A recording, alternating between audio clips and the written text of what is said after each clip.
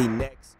Great ones! Welcome back to the SmackDown Hotel, and we have some big news for y'all right here. WWE 2K18's DLC. The names of all of the superstars were announced yesterday as a result of a trailer that was released during No Mercy pay-per-view on Sunday, which included Matt and Jeff Hardy. But now we have had final confirmation that WWE 2K18's full downloadable content, the costing, the packs, what else is included in those packs, has been released, and we're going to break this down now. But before I start, can I ask you all to smash the like button if you like what you see in this video and subscribe to the channel. In the background, I've actually got the trailer for WWE 2K18 I mentioned earlier on, so that's going to play whilst we have a look at this. 2K released information today that the downloadable content will be available not only for PlayStation Network or PS4 and Xbox Live or Xbox, but also for PC and the Nintendo eShop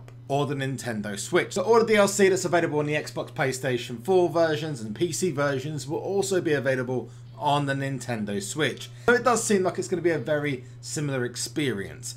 Let's break down every single piece of DLC though, and we're going to start off with the Accelerator. Now the Accelerator, if you've played 2K games before, you will know what this means. In a nutshell, it allows you to unlock all of the unlockable content at launch apart from the downloadable content, which we're going to speak about in a moment. You can also change the overall rankings and attribute levels of any of the superstars that are in the game. So you can make Braun Strowman the monster among men, or make Brock Lesnar as good as James Ellsworth, even though James Ellsworth isn't in the game, which I'm very surprised at. Now moving on to the Enduring Icons pack. This is the first confirmed details of DLC in WWE 2K18. It replaces the Hall of Fame pack from last year. Includes the much awaited debut of the Hardy Boyz in WWE 2K18, as well as the WWE Hall of Famers Beth Phoenix and the Rock and Roll Express. Now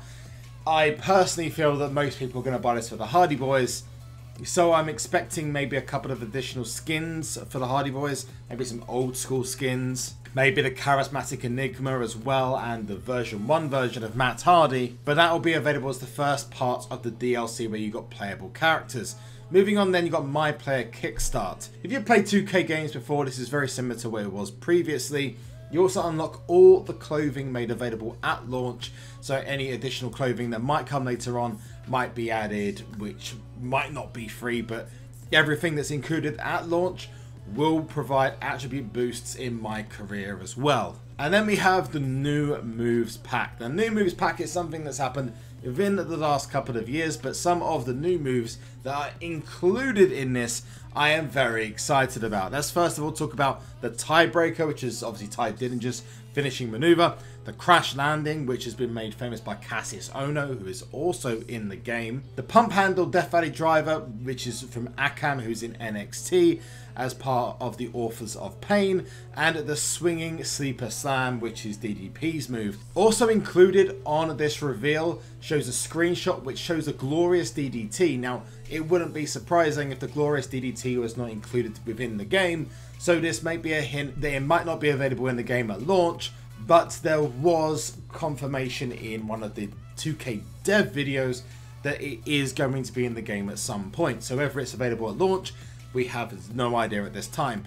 I'd like just anyone who has played 2K18 just to confirm whether the Glorious DDT is in there, because when I played, I only had his original finisher from NXT in there, so if you could let me know, that'd be awesome. And the final piece of DLC is the NXT Generation Pack, which includes WWE and NXT superstars. From WWE is Elias, and then the remainder superstars are in NXT, including Drew McIntyre, who is the NXT champion, Lars Sullivan, Ruby Riott, and finally the much anticipated Aleister Black. And that concludes everything. Now, I personally think that there should be more DLC for the money you are paying for this kind of content, or at least we should have details of any new arenas, new clothing that would come along with this. Me personally, I like that they are announcing this up front, but compared to last year where you had some of the Hall of Famers there, I feel that another pack was needed, especially the 205 Live guys, and I have to question where the hell is James Ellsworth? Really? Come on. You know, he's like a big part of WWE now. He might have been a jobber. The guy beat AJ Styles 3 times and he doesn't even get a place in WWE 2K18. The only thing that's not been confirmed at this time is how you will gain access to the Seen Enough John Cena's and the Kurt Angle, Batista and Rob Van Dam from pre-order or special editions, which have not been confirmed as to when you'll be able to obtain those. But if we're going by last year, I would imagine you'd expect to see Kurt Angle within 4 to 8 weeks of release, and I would imagine that the Seen Enough and the deluxe edition content will probably be available by the beginning of 2018.